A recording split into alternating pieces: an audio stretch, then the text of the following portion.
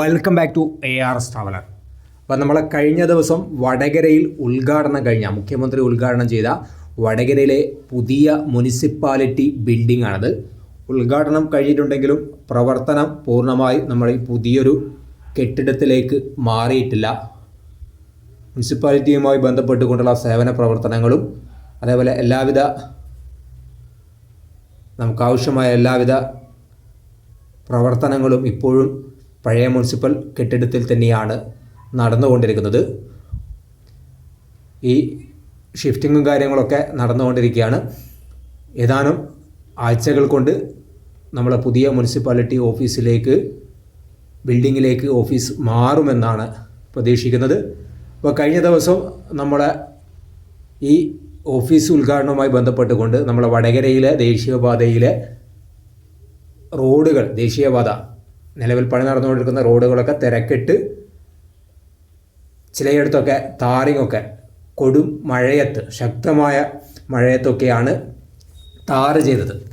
ഒരുപക്ഷെ മുഖ്യമന്ത്രിക്ക് നമ്മളെ ദേശീയപാതയിലൂടെ സഞ്ചാര സ്വാതന്ത്ര്യമുള്ളതുകൊണ്ടും നമ്മുടെ നാട്ടുകാർക്ക് സഞ്ചാര സ്വാതന്ത്ര്യം അത്രത്തോളം ഇല്ലാത്തത് കൊണ്ടുമായിരിക്കും.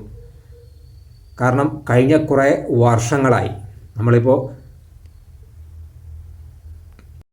പെരുവട്ടം താഴയിൽ നിന്നാണ്, പുഞ്ചിരിമില്ല് കഴിഞ്ഞ് പെരുവട്ടം താഴയിൽ നിന്നാണ് ദേശീയപാതയുടെ കാഴ്ചകൾ കണ്ടുകൊണ്ടിരിക്കുന്നത്. കഴിഞ്ഞ കുറേ വർഷങ്ങളായിട്ട് നമ്മളെ വടകരക്കാർ, പ്രത്യേകിച്ച് വടകര മുതൽ കൊയിലാണ്ടി വരെയുള്ള പ്രദേശങ്ങളിലെ യാത്രക്കാർ അങ്ങേയറ്റം ദുരിതം അനുഭവിക്കുകയാണ്. അതിൽ ഏറ്റവും കൂടുതൽ ആളുകൾ ദുരിതം അനുഭവിക്കുന്നത് വടകരക്കാരാണ് എന്ന കാര്യത്തിൽ യാതൊരു സംശയമില്ല. കാരണം വടകരയെ സംബന്ധിച്ചിടത്തോളം വലിയൊരു ടൗണാണ്. പേരാമ്പ്ര, കുറ്റിയാടി, അതേപോലെ നാദാപുരം,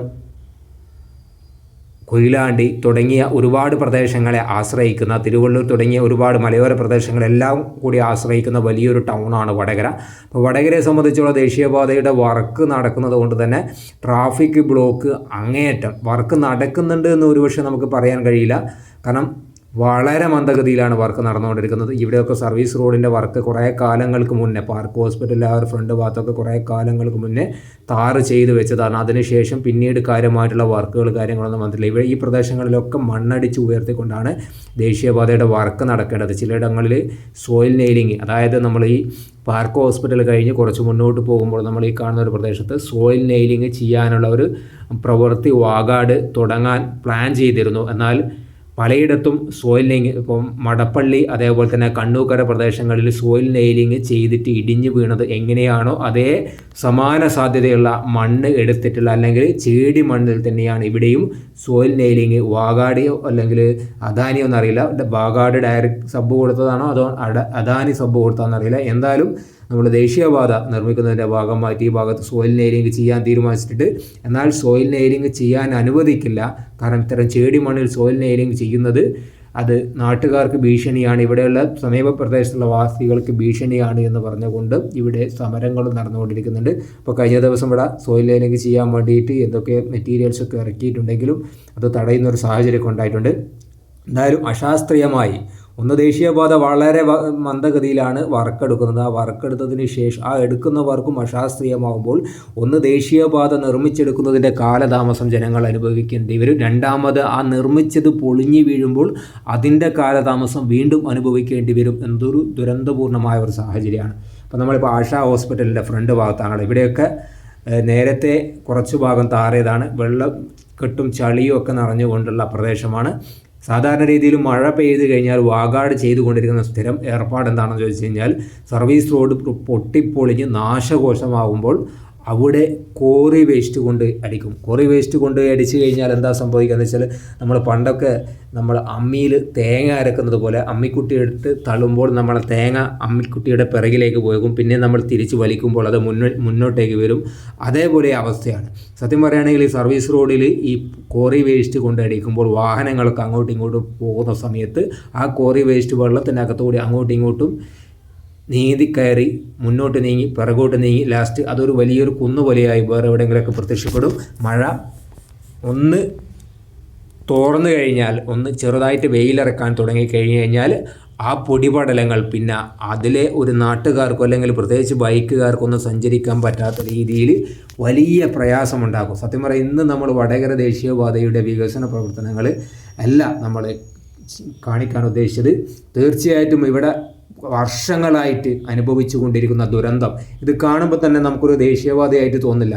എനിക്ക് പലപ്പോഴും തോന്നിയത് ഒരു ഞെളിയം പറമ്പ് നമ്മളെ മാലിന്യ കൂമ്പാരം പോലെയുള്ള ഒരു പ്രദേശമായിട്ടാണ് നമുക്ക് തോന്നിയത്. കാരണം ഇരു സൈഡിലെയും അവസ്ഥ, അതേപോലെ വർക്ക് നടന്നുകൊണ്ടിരിക്കുന്ന പ്രദേശം വെള്ളത്തിനടിയിലും, അതോടൊപ്പം തന്നെ സർവീസ് റോഡൊക്കെ പൊട്ടിപ്പൊളിഞ്ഞ് കുണ്ടായി നാശകോശമാകുന്ന ഒരു സാഹചര്യം. കഴിഞ്ഞ ദിവസം മടപ്പള്ളിയിൽ ഒരു ഓട്ടോറിക്ഷ ഡ്രൈവർ സർവീസ് റോഡിനകത്തുള്ള കുണ്ടിനകത്ത് വീണ് മരിക്കുന്ന ഒരു സാഹചര്യമുണ്ടായി. അപ്പോൾ ഇതുമായി ബന്ധപ്പെട്ടുകൊണ്ട് നമ്മൾ കഴിഞ്ഞ നമ്മളെ യൂട്യൂബ് ചാനലിനകത്ത് നമ്മളൊരു കമ്മ്യൂണിറ്റി പോസ്റ്റൊക്കെ അതുമായി ബന്ധപ്പെട്ടുകൊണ്ടുള്ള വിവരണങ്ങൾ നമ്മൾ നൽകിയിരുന്നു. ഏകദേശം 25ഓളം ആളുകളാണ് സത്യത്തിൽ കോഴിക്കോട് വെങ്ങള റീച്ചിനകത്ത്, അതായത് മടപ്പള്ളി മുതൽ വെങ്ങളം വരെയുള്ള ദേശീയപാതയിനകത്ത് അപകടം മൂലം റോഡിലെ കുണ്ടിൽ വീണുകൊണ്ട് മരണപ്പെട്ടത് 25ഓളം ആളുകളാണ്. കോഴിക്കോട് ജില്ലക്ക് അല്ലെങ്കിൽ നമ്മളെ വടകര മണ്ഡലത്തിൽ കളക്ടറുണ്ടോ അല്ലെങ്കിൽ നമ്മൾ MLA ഉണ്ടോ MP ഉണ്ടോ എന്നൊക്കെ ചോദിച്ചു കഴിഞ്ഞാൽ ഇല്ലെന്നാണ് ഞാൻ പറയുക. അഥവാ ഉണ്ടെങ്കിൽ തന്നെ അവരൊക്കെ പകുതി വെച്ച് മതിയായി പോയിട്ടുണ്ടാവും. കാരണം മറ്റൊന്നുമല്ല, കോഴിക്കോടിന് വടക്ക് വെങ്ങളം മുതൽ അഴിയൂർ വരെയുള്ള അതുവഴി കടന്നു പോകുന്ന ലക്ഷക്കണക്കിന് ജനങ്ങളുടെ ജീവനും സ്വത്തിനും സമയത്തിനും വർഷങ്ങളായി പുല്ല് വില കൽപ്പിച്ചുകൊണ്ടാണ് നമ്മളെ ആറുവരിപ്പാതയിൽ വാഗാട് ദേശീയപാത നിർമ്മിച്ചുകൊണ്ടിരിക്കുന്നത്. നിരുത്തരവാദിത്തപരവും അതോടൊപ്പം തന്നെ അപകടകരവുമായ റോഡ് നിർമ്മാണമാണ് നമുക്ക് ഉടനീളം കാണാൻ സാധിക്കുന്നത്. അറിഞ്ഞത് ശരിയാണെങ്കിൽ ഏകദേശം 25ഓളം പേര് ഈ ഒരു ദേശീയപാതയിൽ അപകടത്തിൽപ്പെട്ടുകൊണ്ട് മരണപ്പെടുന്ന ഒരു സാഹചര്യമുണ്ടായി. ഒരുപാട് പേർക്ക് നടക്കാനാവാതെ ആജീവനാനന്ദ വികലാംഗരായി മാറിയ കാഴ്ചയുമുണ്ട്. 100 കണക്കിന് വാഹനങ്ങൾ വർക്ക്ഷോപ്പുകളിലുണ്ട്. പലർക്കുമായി നഷ്ടമായത് ലക്ഷങ്ങളാണ്. കൃത്യസമയത്ത് എയർപോർട്ടിലെത്താൻ കഴിയാതെ ഫ്ലൈറ്റ് കിട്ടാതെ പോയവരും, അതുവഴി വിസ കാലാവധി കഴിഞ്ഞ് ജോലി പോയവരും, ഇൻ്റർവ്യൂ സമയത്ത് എത്താതെ അവസരം നഷ്ടപ്പെട്ടവരും, അത്യാസന്ന നിലയിൽ ആംബുലൻസിൽ കിടന്ന് വഴിയോരത്ത് മൃതിയടഞ്ഞവരും ഒരുപാട് പേരുണ്ട്. കരാർ പ്രകാരം ദേശീയപാത നിർമ്മിക്കുമ്പോൾ യാത്രാ സൗകര്യം കൃത്യമായി ബദൽ സംവിധാനം ഒരുക്കേണ്ടതുണ്ട്. ഒരാളുടെയും സഞ്ചാര സ്വാതന്ത്ര്യം തടയാൻ പാടില്ല. ഇന്ന് വരെ ആരും ഒരു തടസ്സവും ഇല്ലാതെ ഈ വഴി യാത്ര ചെയ്തിട്ടില്ല എന്നതാണ് യാഥാർത്ഥ്യം.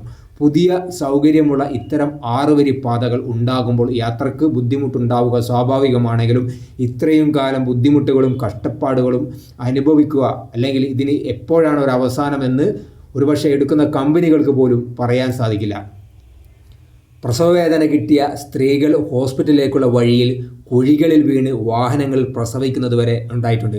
ഹോസ്പിറ്റൽ ചിലവ് കുറയ്ക്കാനുള്ള വാഗാട് കമ്പനിയുടെ സഹായമായിട്ടാണോ ഇത് എന്ന് നമുക്കറിയില്ല.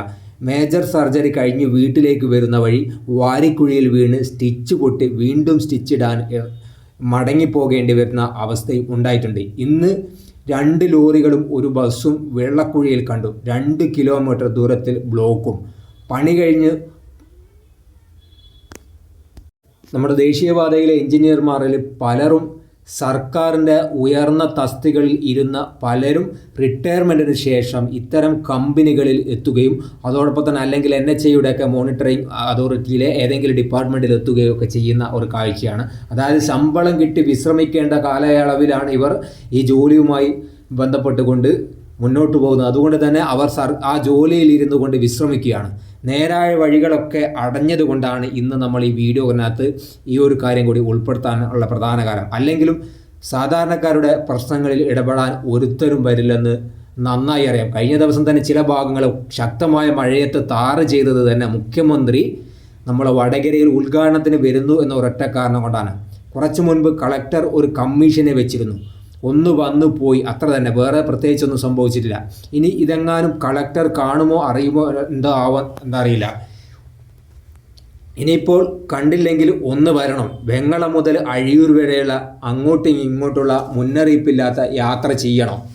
എന്നിട്ടും ഒന്നും ചെയ്യാൻ കഴിഞ്ഞില്ലെങ്കിൽ NHAയിലെയും വാഗാട് കമ്പനിയിലെയും ഉയർന്ന ഉദ്യോഗസ്ഥന്മാരെ ഭാര്യമാരെയോ സഹോദരിമാരെയോ ഗർഭിണികളായ ആരെങ്കിലുമൊക്കെ ഉണ്ടെങ്കിൽ മേജർ സർജറി കഴിഞ്ഞ ഉടൻ തന്നെ നമ്മൾ ഈ റോഡിലൂടെ ഒരു 40 കിലോമീറ്റർ സ്പീഡിൽ സഞ്ചരിക്കാനുള്ള ഒരു സാഹചര്യം ഉണ്ടാക്കി കൊടുക്കണം. എത്ര തന്നെ നമ്മളെ ദേശീയപാതയിൽ ഇത്തരത്തിലുള്ള ദുരന്തങ്ങൾ സംഭവിച്ചു കഴിഞ്ഞാലും കോരന് കഞ്ഞി കുമ്പിളിൽ തന്നെ എന്ന് പറയാറുണ്ട്. അതേപോലെയാണ് സ്ഥിതി. കഴിഞ്ഞ ദിവസം മലപ്പുറം ജില്ലയിലെ ഇതേപോലെ ദേശീയപാതയിലെ ചില ദുരന്ത കാഴ്ചകൾ കണ്ടപ്പോൾ ചില ആളുകൾക്കെതിരെയൊക്കെ കേസെടുത്ത ഒരു കാഴ്ച നമ്മൾ കണ്ടിട്ടുണ്ട്. വടകര നമ്മളെ പുതിയ ബസ് സ്റ്റാൻഡ് പരിസരത്ത് നിന്നുള്ള ഒരു കാഴ്ചയാണ്. ഇവിടെയൊക്കെ 3 വരിയുടെ ഗേഡറൊക്കെ ഇൻസ്റ്റാൾ ചെയ്തു. അതിൻ്റെ മുകളിൽ ഷട്ടറിങ് വർക്കൊക്കെ കഴിഞ്ഞു. ഇതൊക്കെ ബിൽഡിങ്ങിൻ്റെ വർക്കാണ്. പുതിയൊരു ബിൽഡിങ്ങൊക്കെ വരുന്നുണ്ട്. ആ ബിൽഡിങ്ങിൻ്റെ വർക്കാണ് ഇപ്പോൾ നടന്നുകൊണ്ടിരിക്കുന്നത്. അപ്പോൾ നമ്മളെ വാഗാടിന് മണ്ണ് കൊടുത്ത ഒരു പ്രദേശമാണ്. അവിടെയാണ് ഇപ്പോൾ ബിൽഡിങ് പുതുതായി വന്നുകൊണ്ടിരിക്കുന്നത്. ഇപ്പോൾ എന്തായാലും പുതിയ ബസ് സ്റ്റാൻഡിൽ അങ്ങേയറ്റം ദുരന്തപൂർണമായ ഒരു കാഴ്ച തന്നെയാണ് നമുക്ക് കാണാൻ സാധിക്കുന്നത്. ഒരു രക്ഷയില്ലാത്ത വളരെ ട്രാഫിക് ബ്ലോക്കിൻ്റെ അങ്ങേയറ്റമാണ്. സത്യത്തിൽ നമ്മൾ മടപ്പള്ളിയിൽ നിന്ന് നമ്മൾ വെങ്ങളം അല്ലെങ്കിൽ കൊയിലാണ്ടി ഭാഗത്തേക്ക് എത്തുക എന്നത് 2-3 മണിക്കൂറുകളൊക്കെ നമ്മൾ താണ്ടേണ്ടി വരുന്ന ഒരു സാഹചര്യമാണ്. കരിമനപ്പാലം, അതേപോലെ കരിമനപ്പാലം ഈ ഒരു തോടുമായി ബന്ധപ്പെട്ടുകൊണ്ട് ഈ ഒരു പ്രദേശത്ത് നേരത്തെ പഴയ ദേശീയപാത ഉണ്ടായിരുന്നു. ആ ദേശീയപാതയൊക്കെ മഴയുടെ തൊട്ടടുപ്പിച്ച് തന്നെയാണ് ഇവിടെ വർക്ക് വാഗാട് എടുത്തത്. അതിൻ്റെ ഭാഗമായിട്ട് ഈ ഒരു പ്രദേശം യാത്രാക്ലേശം അനുഭവിക്കുന്ന ഒരു സാഹചര്യം ഉണ്ടായത്. ഇപ്പോഴാണ് ഈ 2 വഴിയിലൂടെ വാഹനങ്ങൾ സഞ്ചരിക്കാനുള്ള ഒരു സാഹചര്യം ഉണ്ടാക്കിയത്. നേരത്തെ ഈ ഒരു കോൺക്രീറ്റിംഗ് കഴിഞ്ഞ ഈ പാലത്തിൻ്റെ സർവീസ് റോഡുമായി ബന്ധപ്പെട്ടുള്ള ആ പാലത്തിൻ്റെ കോൺക്രീറ്റിംഗ് കഴിഞ്ഞ ഭാഗത്തു കൂടിയായിരുന്നു ഇരു സൈഡിലെയും വാഹനങ്ങൾ, കോഴിക്കോടും കണ്ണൂരേക്കൊക്കെ പോകുന്ന ഇരു സൈഡിലെയും വാഹനങ്ങൾ സഞ്ചരിച്ചു കൊണ്ടിരുന്നത്. അതിനുശേഷം ഇവിടെ വീണ്ടും വാഗാട് മണ്ണൊക്കെ ഇട്ട് താഴ്ത്തിയതിന് ശേഷം ഇതിൽ സഞ്ചരിക്കാനുള്ള ഒരു സാഹചര്യം ഉണ്ടാക്കിയത്. ഇതൊക്കെ ഉണ്ടോ നേരത്തെ നമ്മൾ പറഞ്ഞ ഈ കോറി വേസ്റ്റ് കുണ്ടും അതോടൊപ്പം തന്നെ വെള്ളക്കെട്ടുള്ളൊക്കെ പ്രദേശങ്ങളിലേക്ക് കോറി വേസ്റ്റ് കൊണ്ടുപോയി അടിച്ചതിന് ശേഷം ഈ രീതിയിൽ യാത്രാക്ലേശം ഉണ്ടാക്കുക എന്നതാണ് വാഗാടിൻ്റെ മെയിൻ വീക്ക്നെസ്. അതായത് നമ്മളെ വെങ്ങള റീച്ചിൽ സ്ഥിരമായി കണ്ടുകൊണ്ടിരിക്കുന്ന ഒരു കലാപരിപാടിയാണ്. അതായത് നമ്മൾ ദേശീയപാതയിൽ വെള്ളക്കെട്ടും അതോടൊപ്പം തന്നെ പ്രശ്നങ്ങളൊക്കെ ഉണ്ടാകുമ്പോൾ മാറ്റം വേണം, അല്ലെങ്കിൽ ഞങ്ങൾക്ക് യാത്ര ചെയ്യാനുള്ള സാഹചര്യം ഉണ്ടാക്കണമെന്ന് പറയുമ്പോൾ നമ്മൾ സലീം കുമാർ ഒരു സിനിമയിൽ പറഞ്ഞ അവന്മാർക്ക് ചേഞ്ച് വേണം, അത്ര ചേഞ്ച് എന്ന് പറഞ്ഞതുപോലെ ഇതിനകത്ത് കോറി വേസ്റ്റ് കൊണ്ടുവന്ന് തള്ളിക്കൊണ്ട് ആളുകളെ ഉള്ളതിനേക്കാൾ പ്രയാസപ്പെടുന്ന കംപ്ലീറ്റ് പുകയായി ഒന്നും കാണാൻ പാടില്ല എന്ന് സലീം കുമാർ പറഞ്ഞതുപോലെ ഇവിടെ കോറി വേസ്റ്റ് അടിച്ചുകൊണ്ട് മഴക്കാലത്തും അല്ലെങ്കിൽ വേനൽക്കാലത്തും കംപ്ലീറ്റ് പൊടിയും ചെളിയുമായിട്ട് വാഹനങ്ങൾക്ക് ഒരു തരത്തിലും യാത്ര ചെയ്യാൻ കഴിയരുത് എന്ന് നിർബന്ധ ബുദ്ധിയോടുകൂടി എടുക്കുന്ന ഒരു വർക്കായിട്ടാണ് പലപ്പോഴും നമുക്ക് തോന്നാറുള്ളത്. 2-3 വർഷമൊക്കെ സമയമെടുത്തുകൊണ്ട് ദേശീയപാത ഇനിയും നിർമ്മിക്കുമ്പോൾ അത്രയും കാലം എങ്ങനെയാണ് വാഹനങ്ങൾ ഈ പുതിയ ദേശീയപാതയുടെ വർക്ക് നടക്കുമ്പോൾ നിലവിലെ ദേശീയപാതയിലൂടെ സഞ്ചരിക്കുക എന്നതുകൂടി ഈ അധികൃതരും അതോടൊപ്പം തന്നെ ബന്ധപ്പെട്ട ആളുകളും വ്യക്തമാക്കേണ്ടതുണ്ട്. ഈ വീഡിയോ പരമാവധി നിങ്ങളൊന്ന് ഷെയർ ചെയ്ത് സപ്പോർട്ട് ചെയ്യുക. നമ്മളെ കോട്ടക്കടവ് കഴിഞ്ഞ് ഭാഗത്തുള്ള ഒരു അണ്ടർ പാസേജാണ്. ഈ അണ്ടർ പാസേജിൻ്റെ വർക്ക് തന്നെ തുടങ്ങിയിട്ട് ഏകദേശം 2 വർഷത്തിൻ്റെ മുകളിലായി. അണ്ടർ പാസേജിൻ്റെ വർക്ക് കോൺക്രീറ്റിംഗ് കഴിഞ്ഞു എന്നതിനപ്പുറത്ത് അതിൻ്റെ മുകളിലൂടെ മണ്ണൊക്കെ അടിച്ചുകൊണ്ട് വാഹനങ്ങൾക്ക് സഞ്ചരിക്കാനുള്ള ഒരു സാഹചര്യവും ഉണ്ടാക്കി കൊടുത്തില്ല.